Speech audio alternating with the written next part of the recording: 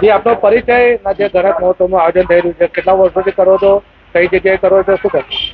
મારું નામ કૃષ્ણાભાઈ ભાવસારવાડ, સંકટ મોચન યુવક મંડળ ભાવસારવાડ. અમે છેલ્લા 13 વર્ષથી ગણપતિ દાદાનું અહીં આયોજન કરીએ છીએ અને ઉનાના જે દગડુ શેઠના ગણપતિ છે એ પ્રમાણેની થીમ અહીં આગળ બનાવીએ છીએ અને દરેક જણને અત્યારે સરકારશ્રીના નિયમ મુજબ એક પેડ માં કે નામ દરેક જણ જે દર્શન કરવા આવે છે એમને એક છોડ આપીએ છીએ અમે. અને ભવ્ય અહીંયા આરતીનું આયોજન હોય છે. રોજ રાતે 108 દીવાની આરતી બી કરીએ છીએ આગળ. અને જેટલા દર્શન કરવા આવે છે એ ભાવથી દરેક જણા પોતાની આસ્થા અનુભવે છે કે ભાઈ અમને અહીંયા આગળ ગણપતિના દર્શન કરીએ છીએ તો સંકટ મોચન યુવક મંડળ દ્વારા દગડુ શેઠના જે ગણપતિથી અમને આસ્થા અમારી પૂરી થાય છે.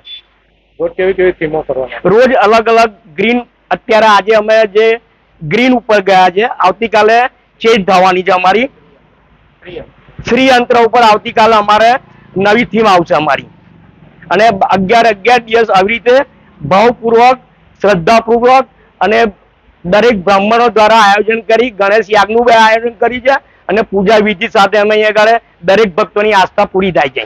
પૂર્વી સોની આ જે આયોજન થઈ રહ્યું છે કોના દ્વારા, શું કરો? આખી વાત કરવા માંગુ તો શ્રી સંકટ મોચન યુવક મંડળ દ્વારા લગભગ છેલ્લા ઘણા વર્ષોથી આ આયોજન કરવામાં આવી રહ્યું છે અને આ અમારું 13મું વર્ષ છે. 13મા વર્ષે પણ અમે અહીંયા દગડુ શેઠ બિરાજમાન કર્યા છે. દગડુ શેઠની વાત કરીએ તો ઘણા લોકો અમને પૂછી રહ્યા છે કે શા માટે હંમેશા તમે લોકો દગડુ શેઠનું સ્વરૂપ ગણપતિ બાપ્પાનું અહીંયા લાવો છો? તો ભાઈ એક નાનકડી વાત કરું તો અમે રહ્યા મણકાવાલા પરિવાર દ્વારા અમારા ચોકથી બજાર ભાવસારવાડમાં આયોજન કરીએ છીએ. તો તમામ શેઠ લોકો જ્યારે ભેગા મળે ત્યારે એમ થાય કે બસ દગડુ શેઠનું જ આયોજન કરીએ. દગડુ શેઠ અહીંયા બિરાજમાન છે, સાથે સાથે મંગલમૂર્તિ પણ બિરાજમાન છે અને સતત 13મા વર્ષે પણ અમે આ આયોજન કર્યું છે.